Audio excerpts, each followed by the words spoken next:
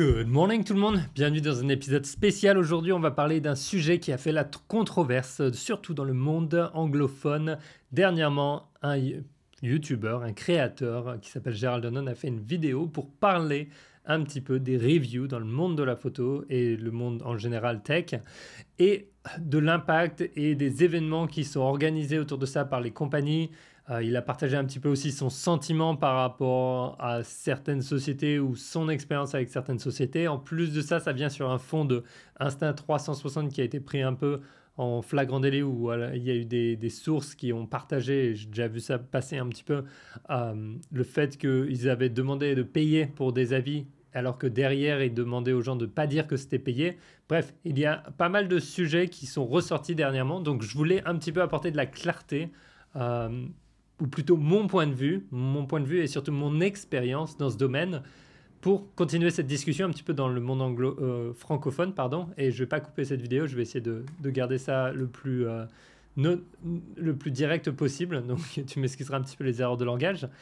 En fait, voilà, j'ai pas mal d'expérience de lancement de produits, d'aller à des événements au cours des années en tant que photographe pro, en tant que YouTuber, et du coup, je voudrais partager un petit peu avec toi parce que je me suis toujours dit en tant que spectateur, je ne savais pas comment est-ce que ça se passait finalement les derrière des coulisses, comment ça se passe dans les coulisses.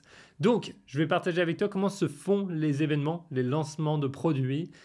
Ça se fait un petit peu de deux manières. Je vais t'expliquer un petit peu comment ça marche, comment est-ce que ça marche pour moi aussi, est-ce qu'on est payé, est-ce qu'on n'est pas payé, tout ça.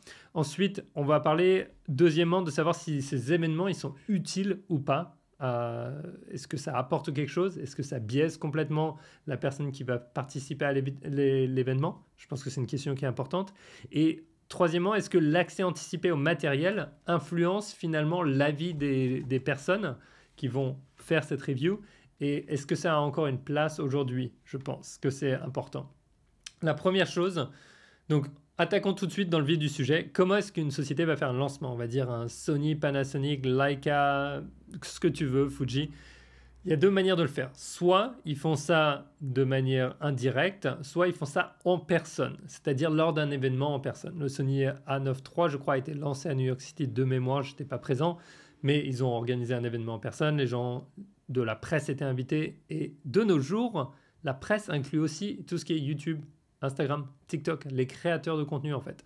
À l'époque, tout l'argent partait vers les magazines et la presse. Maintenant, disons qu'il y a beaucoup plus de gens qui sont invités à ces événements où c'est un petit peu réparti différemment, d'accord?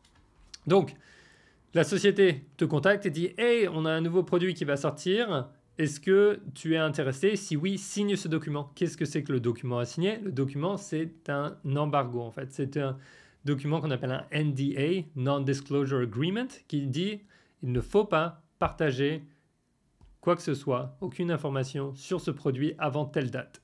Et toi, tu t'engages, finalement, tu donnes ta parole comme quoi, ok, d'accord, je m'engage à rien dire là-dessus jusqu'à cette date, c'est génial, d'accord? D'ailleurs, si tu te demandes c'est pourquoi mon studio est un petit peu bizarre, je suis en train de tout refaire, donc j'ai les photos là, il faut que je trouve des cadres. Mais c'était une petite parenthèse. Ok, donc on a une date d'embargo et le jour où l'embargo est levé, on peut poster du contenu par rapport à ça. Et c'est pour ça que dans ton feed YouTube, dans ton feed d'Instagram, tu vois le même jour toutes les vidéos sur le Sony A7C2, le Lumix S9, sur le Leica, ce que tu veux en fait. Et tu vois tout apparaître ce jour-là.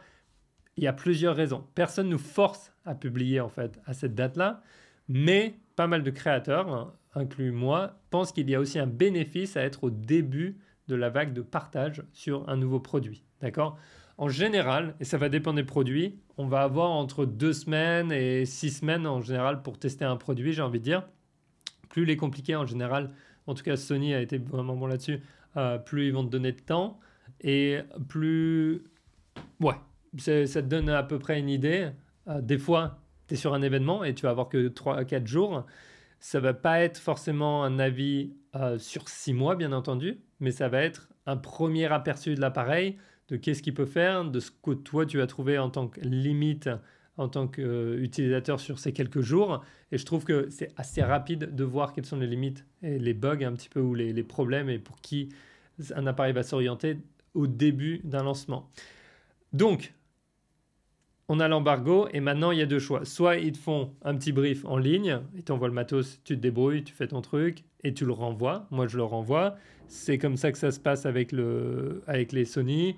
Avec Panasonic, je ne sais pas trop, je travaille que récemment avec eux et il y a 2 vidéos qui sont sponsorisées sur la chaîne française et celle du Lumix S9 n'était pas sponsor, je n'étais pas obligé de la faire non plus, mais je voulais juste partager parce que j'étais vraiment excité un petit peu à l'idée de ce nouvel appareil. Bon, est-ce qu'il a rempli le contrat que j'espérais? À toi de regarder la vidéo séparée. Mais voilà, je me suis dit, ok, vas-y, je vais en parler. Je pense que ça peut être un appareil intéressant pour certains ou pas. Donc c'est pour ça que j'ai décidé de faire cette vidéo. Lorsque les sociétés font un événement, elles vont organiser, on va dire, une présentation sur l'appareil. Ils vont avoir une équipe qui est dispo, une équipe produit, ce qui peut être un super avantage. On en reparlera après sur la partie est-ce que ces événements sont utiles ou pas. Et tu vas aussi avoir des ateliers pour prendre des photos. Ça peut être comme à Osaka, un petit trip pour... enfin un trip, un petit tour à la journée pour aller voir un temple ou pour aller voir un château, par exemple, c'était au Japon. Et ça peut aussi très bien être, par exemple, le Sony A9 III, je pense, c'est un très bon exemple. Ça peut être un workshop qui est organisé. Et quand je dis workshop, ça va être des ateliers avec, par exemple, des athlètes pour justement pouvoir tester le Global Shutter sur le A9 III, qui était un nouveau système d'obturation qui permet de ne pas avoir de déformation sur les objets en mouvement lors des prises de vue. C'est un peu technique, on n'est pas obligé de se lancer là-dedans, mais en gros, il y a un atelier, tu as des gens qui font des acrobaties ou j'en sais rien, qui vont vite, et toi, tu peux prendre des photos dans des conditions, on va dire, les plus proches de la réalité possible. Après, ça arrive que les sociétés essaient de mettre, et en général, enfin, si tu es une société, tu vas essayer de mettre tous les avantages de ton côté dans ces ateliers, mais en tant que créateur, ça nous permet aussi de tester dans des conditions qu'on n'aurait peut-être pas à la maison. Donc ça, c'est cool. Tu vois, je pense que c'est important. Ces événements, est-ce qu'on est payé? On n'est pas payé, d'accord? Je tiens à le dire tout de suite. Ou en tout cas, tous ceux où j'ai été invité, jamais été payé. La seule chose, c'est qu'ils compensent ton trajet, c'est-à-dire qu'ils vont payer ton billet d'avion et ton hôtel pour être présent sur place, d'accord? Et après, ils te nourrissent lorsqu'ils ont des activités dans la journée. Par contre, ce qu'il ne faut pas oublier, c'est que c'est pareil comme toi, si tu partais une semaine pour le travail, eh ben, tu as des choses à prendre en compte chez toi. Ça peut être la garde de ton chat ou ton chien, ça peut être la garde de tes enfants, faire venir tes grands-parents ou tes parents justement pour t'occuper de ton enfant, payer un centre aéré, etc. Bref, toutes ces choses-là, c'est à toi de te débrouiller, bien entendu. Et donc, ça veut dire qu'on a aussi des frais que on va induire en fait en étant là-bas. Il y a aussi notre temps qui n'est pas compensé, c'est-à-dire le temps qui est là-bas. Si tu étais consultant et que tu partais en mission pour un client quelque part, tu serais complètement compensé de ton temps, de tes jours de déplacement et de tes heures de travail. Là, ça ne l'est pas du tout. Donc, c'est d'un bon vouloir. Il y a des avantages et des inconvénients. On va en reparler juste après d'y aller. Voilà. Je comprends tout à fait l'image et je l'ai eu, tu te fais rincer à mort et puis tu es trop content. Mais en fait, il y a aussi l'aspect que une fois qu'on a fait 2, bah, c'est bon, tu vois, tu as un peu compris. Tu es là juste pour tester le matos. Mais la vraie valeur ajoutée pour moi et ce que j'ai vu, c'est de pouvoir rencontrer d'autres créateurs. En fait, c'est là que c'est intéressant et d'autres photographes. Et justement de pouvoir échanger sur l'appareil, mais aussi dans la vie et de se faire, entre guillemets, des amis qui sont dans le même monde. C'est un peu comme un séminaire avec tous les gens et du même endroit, enfin du même lieu, du même travail en fait en même temps. Je trouve que ça c'est agréable par rapport à ça. Donc, qu'est-ce qui étaient les critiques sur le monde anglais? Il y a des critiques qui sont ressorties, c'est que est-ce que ces événements et finalement ces lancements sont-ils utiles ou pas pour le consommateur finalement? Et est-ce que ça biaise l'opinion de celui qui va faire un avis sur l'appareil? Alors, il y avait aussi, je pense que par rapport à ça, est-ce que ça biaise l'opinion? Je pense que ça va être individuellement à chacun de décider si lui, ça le biaise ou pas. C'est à lui, au créateur, de se poser la question et de voir est-ce que je suis pas aligné avec moi-même? Est-ce que je prends les choses différemment parce que j'ai été invité ou pas? Je dois le dire, au début, quand tu es invité, waouh, c'est cool, c'est génial, tu es invité, c'est sympa. Au bout d'un moment, bah, c'est comme n'importe quel job, au bout d'un moment, tu es habitué. Et justement, c'est là qu'on fait appel à ton professionnalisme d'une certaine manière pour rester objectif dans ces situations, sachant qu'au final, voilà, tu récupères l'appareil que tu redonnes à la fin ou que tu gardes dans des cas rares, si tu as d'autres trucs à faire, mais vraiment très rares. Par exemple, tout ce que j'ai fait avec Sony, j'ai toujours renvoyé le matos. Il n'est jamais resté avec moi. En plus, il y a des petites étiquettes. J'en ai quelque part là.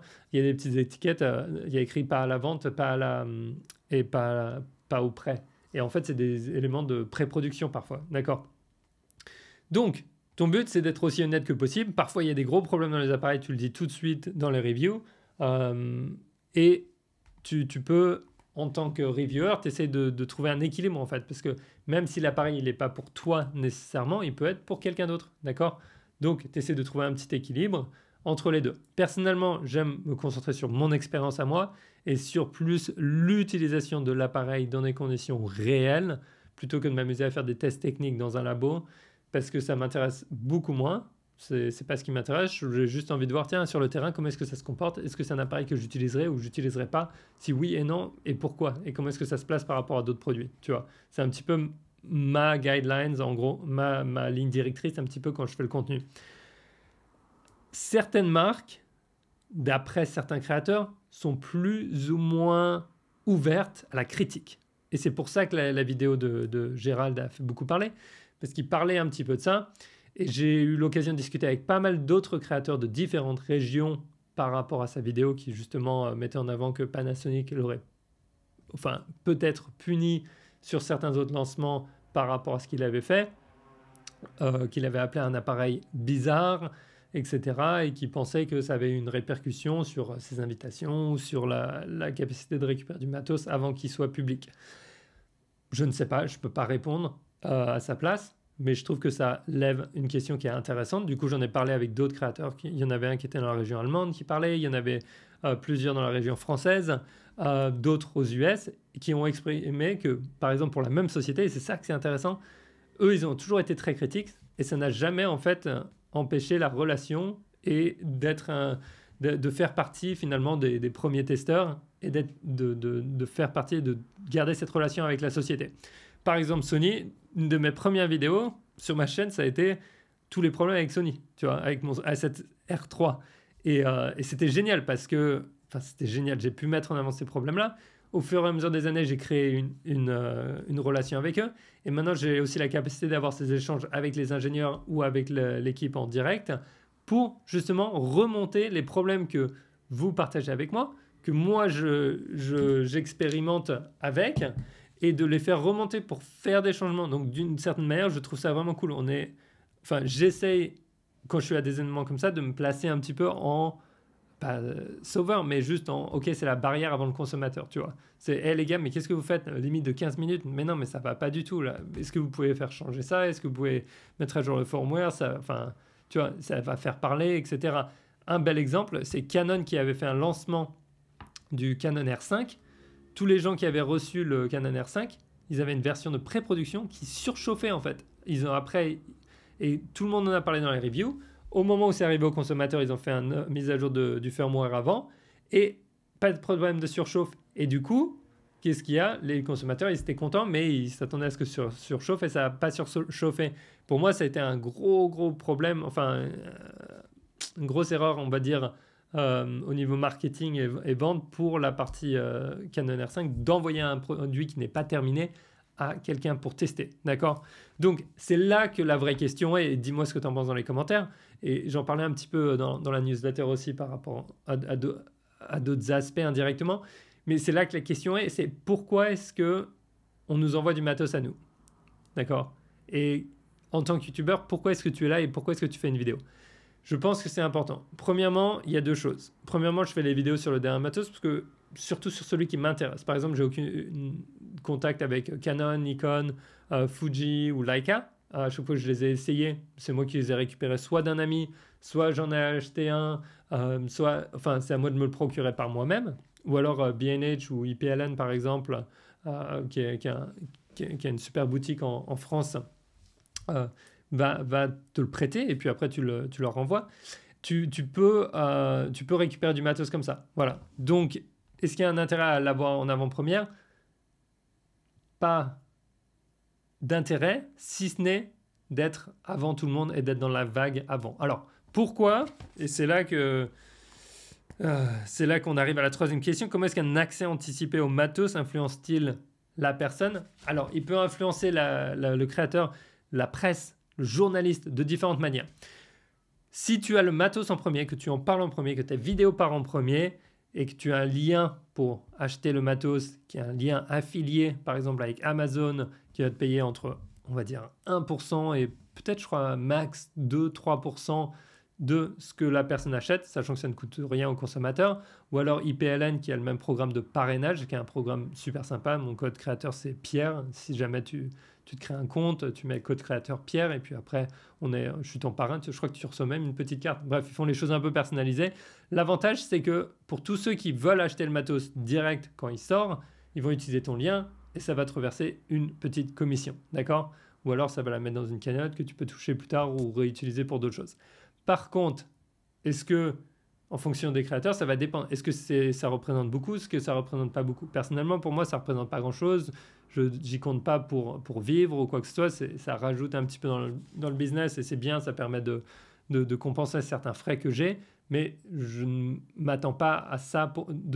Je ne m'attends pas uniquement... je ne m'attache pas que à ça pour vivre. Tu vois bien que cette vidéo n'est pas coupée. Okay. Merci de rester avec moi. Donc, ça, c'est l'avantage. C'est de récupérer plus de vues parce que tu parles du premier produit et de récupérer des liens d'affiliation. Et quand tu ramènes des nouvelles personnes qui s'intéressent à du nouveau matos, eh ben, elles peuvent voir d'autres vidéos de toi et ça peut être génial. Et personnellement, moi, dans mon business, j'ai les presets, j'ai la partie formation, j'ai des sponsors et voilà, ça aide un petit peu l'écosystème en général.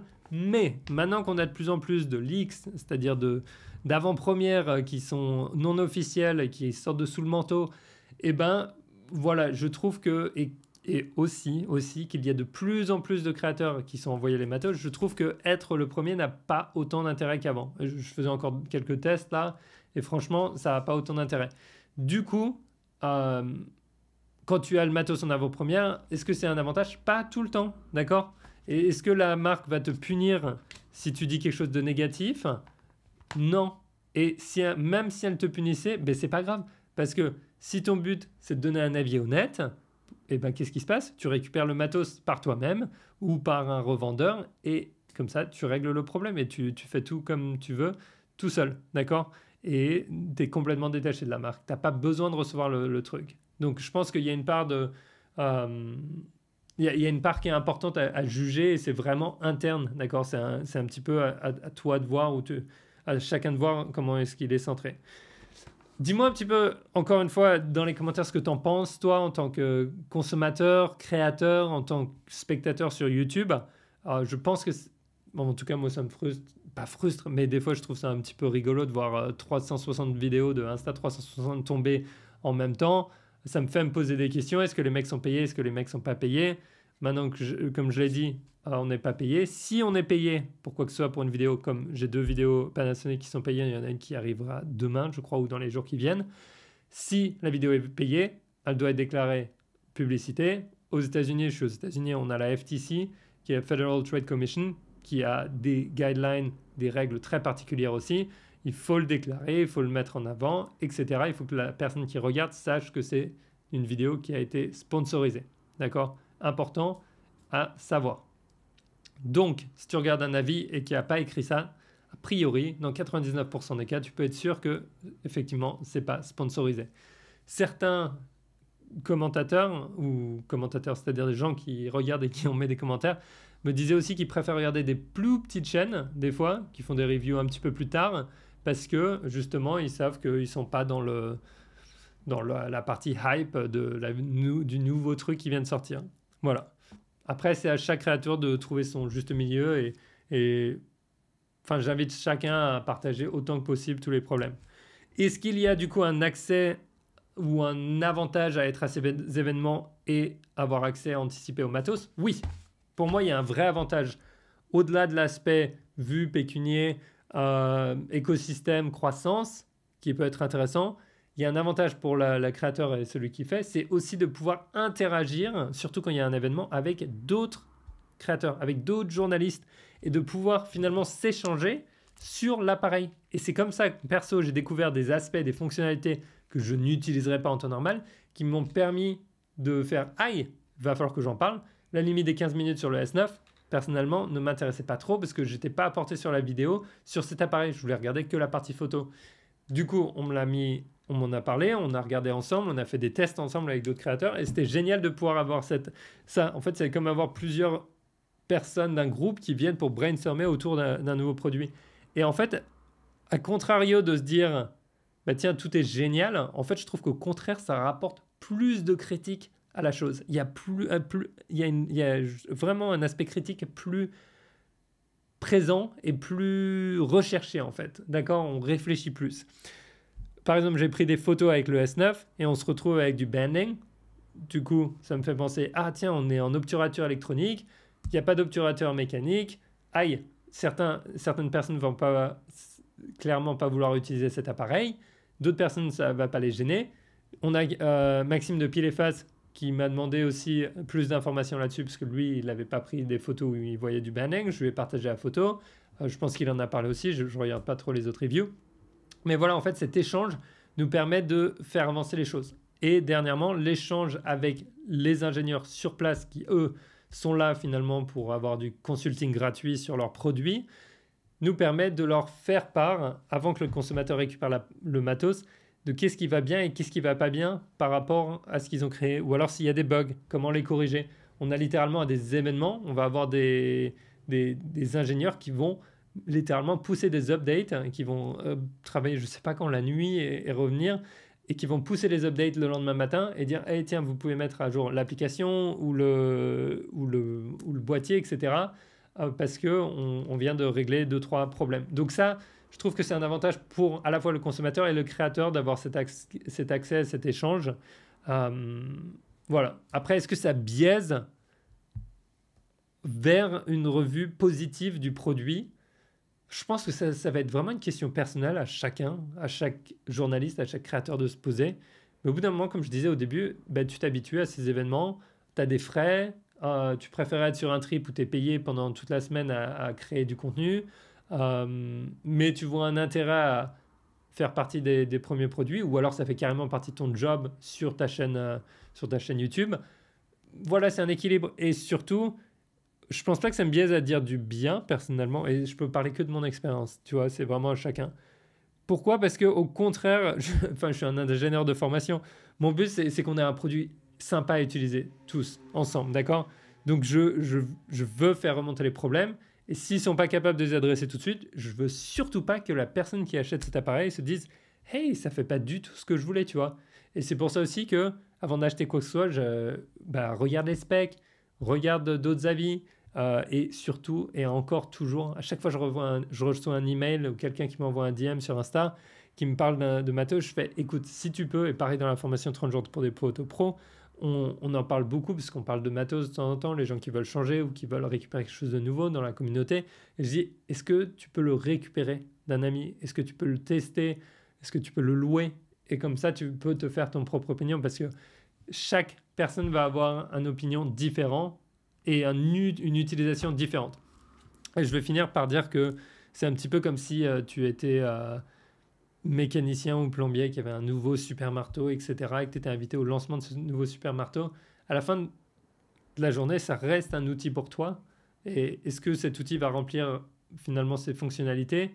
Et dans quel cas est-ce qu'il ne va pas le faire et dans quel cas il va le faire? Je pense que c'est là aussi l'importance en tant que créateur de partager son expérience. Et j'essaie de partager une expérience, pas de dire tiens, ça c'est bien pour toi et c'est pas bien pour toi.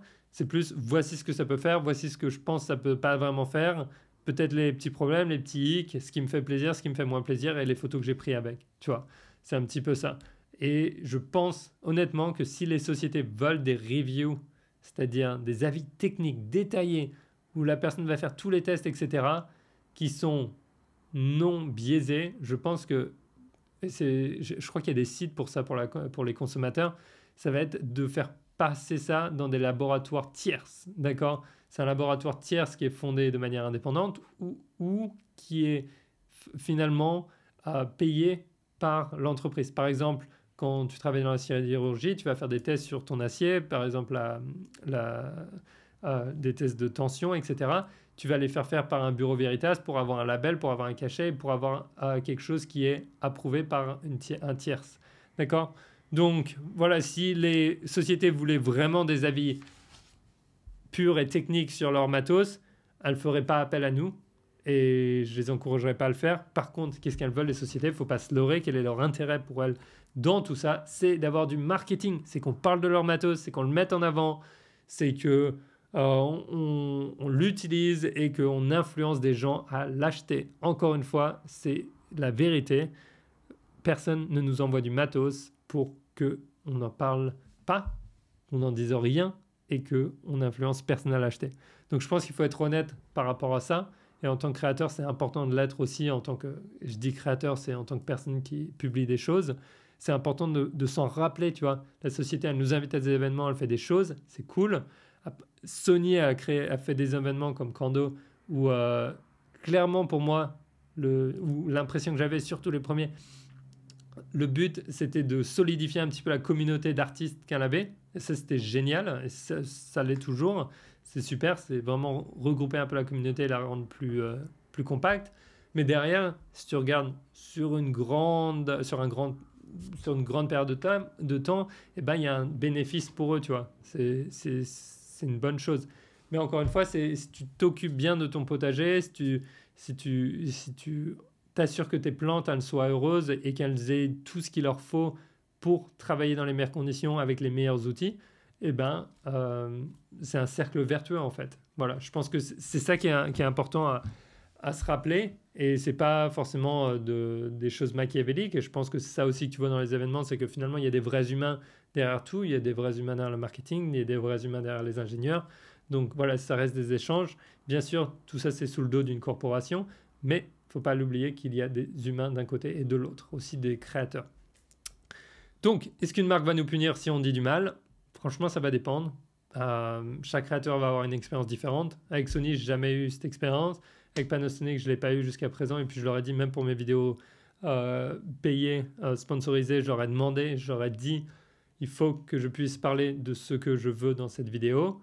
Par exemple, on a eu pas mal d'échanges sur certains aspects où je leur ai dit clairement, je ne suis pas une chaîne de vidéos, je vais me concentrer sur la partie photo, tu vois. Et c'est tout. Et ensuite, Fuji, je ne sais pas, j'ai pas eu d'expérience. Canon, j'ai pas eu d'expérience personnellement. Et Nikon non plus. Donc ça va dépendre, il y a des rumeurs, mais encore une fois en fonction des régions, en fonction de la personne à laquelle tu parles, est-ce que tu es au Japon, est-ce que tu es aux US, au Canada, en France, en Europe, tu vois, ça va être complètement différent l'interaction que tu vas avoir et la capacité finalement à accepter la critique d'une société. Voilà. Et au final, réfléchis.